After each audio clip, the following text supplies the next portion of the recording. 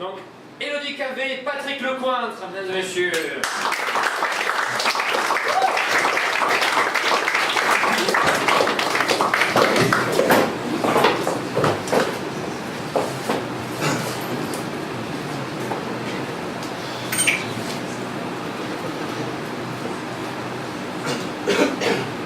Générique dans 5 secondes.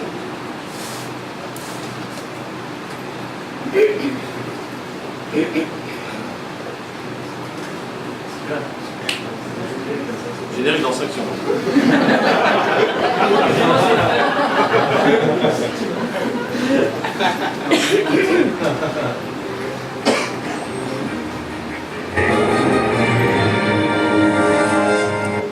Eh bien, chers téléspectateurs, bonsoir. Nous avons le plaisir d'accueillir sur ce plateau Madame le Premier ministre. Non, pardon, excusez-moi, mais on ne doit pas dire Madame le Premier ministre, mais Madame la Première ministre. Vous voulez bien reprendre votre présentation? J'ignorais, mais reprendre quoi? Reprenez votre présentation, s'il vous plaît. Oui, que je reprenne la présentation.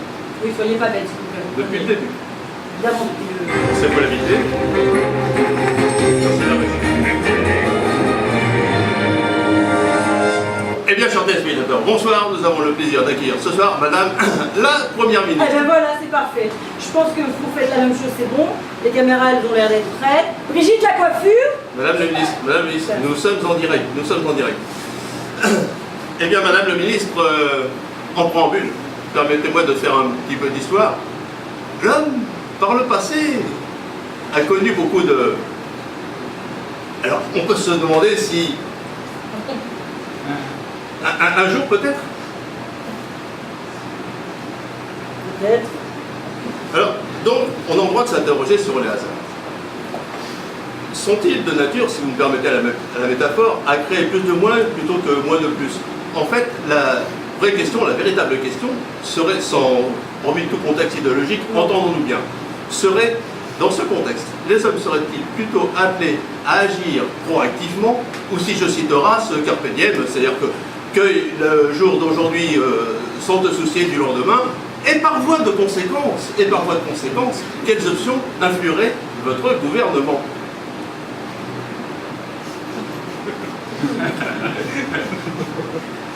Et qui n'est pas sans connaître Horace sur ce plateau aujourd'hui? Un grand homme. Vraiment, j'ai eu moi-même la connaissance de le rencontrer. Un homme très délicieux au demeurant. Eh bien, je vous répondrai simplement non. Voilà, si vous voulez. Un ministre qui parle au moment.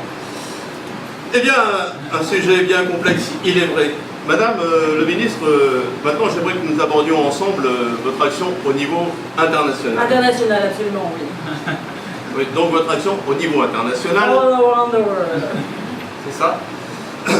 Donc, au niveau international, et notamment recueillir vos propos au niveau de la Syrie et des derniers événements survenus. Écoutez, monsieur Jean-Marc, j'ai envie de jouer carte sur table avec vous. Non, je n'ai pas eu connaissance des tout derniers événements. C'est très fâcheux, je vous l'accorde. Oui. J'espère néanmoins qu'il n'est rien arrivé de grave. Quand même. Nous sachons tous que la découpe du bois est une activité très dangereuse. C'est pour ça. Quoi qu'il arrive, je défendrai la Syrie nationale et internationale si nécessaire. Vous pourrez compter sur moi.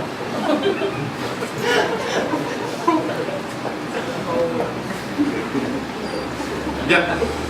Bien, Madame la ministre, revenons en France, et si vous le voulez bien, j'aimerais que nous évoquions ensemble les dernières élections, dont on peut dire qu'elles ont été un cuisant échec pour le parti que vous représentez. Un échec. Ouais. Un échec. Écoutez, qui dit échec dit lutte et victoire d'un adversaire contre l'autre. N'est-ce pas, monsieur Chambard? Bien entendu, bien entendu. Je dirais que le mot échec est un mot qui me convient tout à fait. Disons-le tout honnête, vous avez perdu. Perdu. Écoutez, monsieur Chambard, ne le prenez pas comme ça, s'il vous plaît, non. Pas comme il me plaît. Écoutez, oui, on s'est pris un coup de pied derrière, oui. Mais ce n'est pas parce que vous sautez renverser la table que vous descendez de la voiture dont vous vous abstenez de choisir le chauffeur. Comme a dit un de mes très très bons amis, Nicolas. Il enverra la traduction. Eh bien, Madame le ministre, passons au sujet suivant à des choses plus sérieuses. Je voudrais évoquer avec vous maintenant le chômage, dont on peut dire que votre gouvernement avance dans une obscurité quasi totale. Alors non, je ne peux pas vous laisser dire une chose pareille. Les chiffres On sont là. ne peut pas dire des bêtises aux Français. Ils entendent des bêtises toute la journée, ils n'ont pas envie de mensonges, voyez-vous. Non. Notre gouvernement tient à apporter un bon éclairage à chaque chose, qui semble visiblement manquer sur ce plateau. Écoutez, la régie ne me signale pas d'incident. Alors, on peut cependant baisser ou augmenter les... Non, écoutez. Rassurez-moi tout de suite. Vous ne m'avez pas invité pour me parler de vos problèmes d'éclairage, car je représente le gouvernement. Et en cette qualité, j'ai des choses bien plus importantes à dire aux Français qui nous regardent.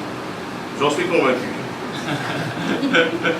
Eh bien, dans ce cas, passons au dernier sujet que je suis sûr un bon nombre de téléspectateurs attendent avec impatience. Je veux parler de votre projet de réforme sur la durée hebdomadaire de travail que vous voulez passer à 50 heures. 50 heures, attendez. Ce qui donne... Non mais écoutez, Ah! Et alors? Et voilà, si je ne me suis pas trompé, ça fait des journées de travail de 10 heures. alors non, monsieur Chambard, mais non. Vas-y. Arrêtez avec vos rodomontades, on en a marre, les Français ont besoin de clarté. Mais- Ils ont besoin de comprendre ce qu'on leur dit, les Français. Ils en ont marre d'entendre des histoires à l'eau de rose. Non, monsieur Chambard, non. Dites ce que vous voulez, les chiffres sont là. Cela fera très exactement 7 heures, 8 minutes et 30 secondes seulement de Absolument travail pas. quotidien. Car désormais, les Français travailleront 7 jours sur 7. Si ça marche pour le McDo, ça doit bien marcher pour la France entière. Attendez, ça veut dire que vous voulez faire travailler les Français 7 jours sur 7? Oui, Donc même le dimanche? même le dimanche. Mais pourquoi le dimanche? Et pourquoi pas le dimanche? Ben moi j'ai piscine, j'ai yoga, j'ai... Intéressant. Qu'est-ce qu'il fait? Ouais, non mais c'est ça. Et ça fait quand même 7 jours de travail consécutifs. 7. Non mais vous plaisantez. Vous avez besoin de vos doigts pour comprendre 7 jours sur 7. Bon ben merci, j'étais à l'école. Ah bah quelle révélation. Non, tout le monde est au courant déjà. Oui bah moi aussi, figurez-vous. Vous êtes au courant? Non, j'ai été à Vous l'école. faites bien de le préciser. Mais dans une école très prestigieuse. Ouais, l'école buissonnière. L'école élémentaire Voltaire. Ouais, l'école... Voltaire. Voltaire? Oui, qu'y a-t-il de si étonnant cela? Alors figurez-vous, j'étais première de ma classe. Attendez, mais vous portiez pas des couettes et une blouse rose? Oui.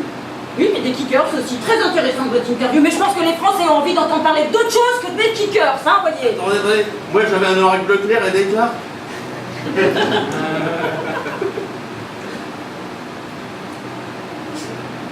Non. Ah! Mais tu ne serais pas Et quoi? Oursinet. Minet! Oh mais quel...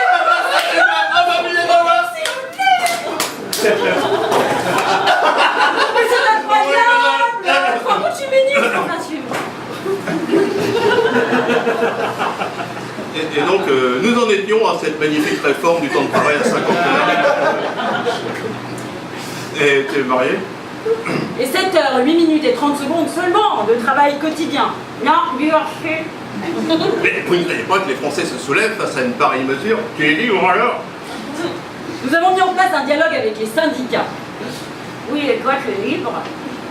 Mais je suppose que les syndicats sont fermement opposés à cette mesure. Oh, j'ai été marié il y a longtemps, quand je suis en concubinage, donc mais ça c'est, je suis tout seul maintenant. Ouais, Les syndicats sont toujours fermement opposés à toute réforme. Que oui, ce soir. Et vous avez des arguments pour les convaincre? Comment comptez-vous leur allier à votre cause? Oui, je suis libre ce soir. Par le dialogue, la démocratie, le 49.3. Ah mais oui, ce soir, au restaurant Le Jardin Fleuri. Et vos arguments alors? La douceur, La tendresse? la séduction. Le plaisir.